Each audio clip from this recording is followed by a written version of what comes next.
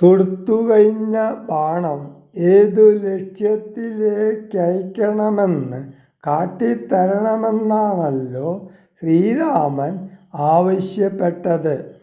താൻ സഞ്ചയിച്ച പുണ്യം ശ്രീരാമബാണത്തിന് ലക്ഷ്യമായി ഭവിക്കണമെന്നാണ് പരശുരാമന്റെ പ്രാർത്ഥന. ഭക്തവത്സലനായ ശ്രീരാമന്റെ ഉദാരമായ രൂപമാണ് വാക്കുകളിൽ പ്രതിഫലിക്കുന്നത്. അഭീഷ്ടങ്ങളൊക്കെയും സാധിച്ചു കൊടുക്കുമെന്നറിഞ്ഞിട്ടും ജമദഗ്നിപുത്രന് ഒരേയൊരു പ്രാർത്ഥനയേയുള്ളൂ.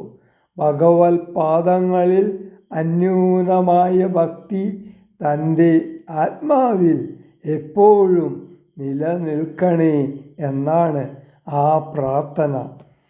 നിത്യവും നിർവികാരവുമാണ് പരമാത്മാവെന്നും അനിത്യവും ചഞ്ചലവുമാണ് മായ എന്നുമുള്ള തത്വം മരണസന്ദർഭത്തിൽ ഉദിക്കണമെന്നാണ് പ്രാർത്ഥന.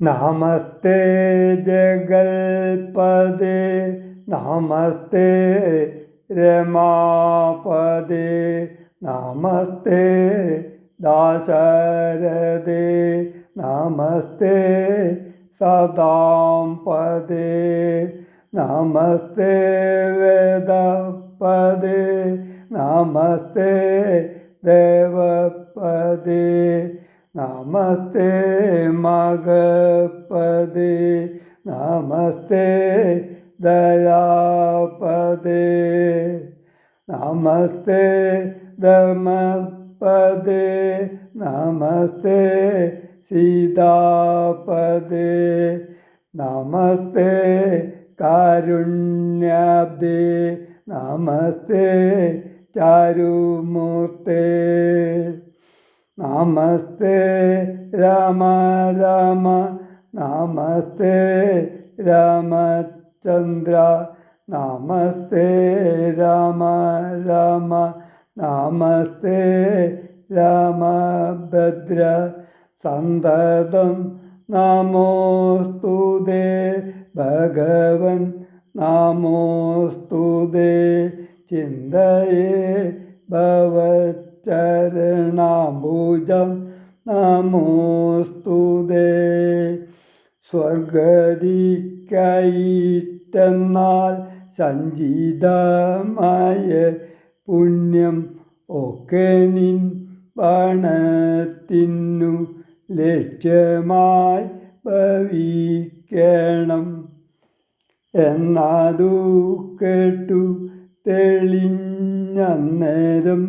ജഗന്നാഥൻ മന്ദഹാസവും ചെയ്തു ഭഗവനോടു ചൊന്നാൻ. സന്തോഷം പ്രാപിച്ച ഞാൻ നിന്തിരുവടിയുള്ളിൽ എന്തൊന്നു ചിന്തിച്ചതെന്നാലവയെല്ലാം തന്നേൻ. പ്രീതി കൈക്കൊണ്ടു ജമദഗ്നിപുത്രനുമപ്പോൾ സാദരം ദശരഥപുത്രനോടരുൾ ചെയ്തോ.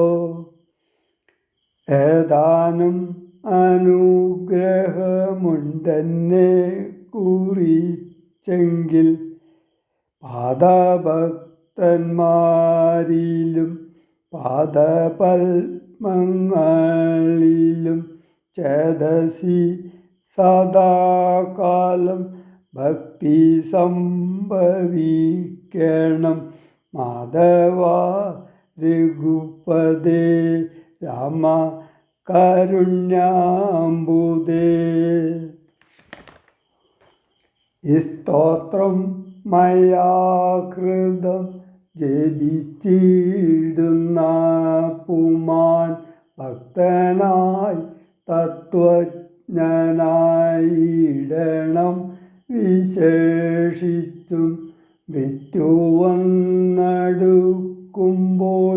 ത്വൽപാദങ്ങളെ പാദാംബുജ ഗതി ചിത്തസംഭവിപ്പതിൻ നായനുഗ്രഹിക്കണം.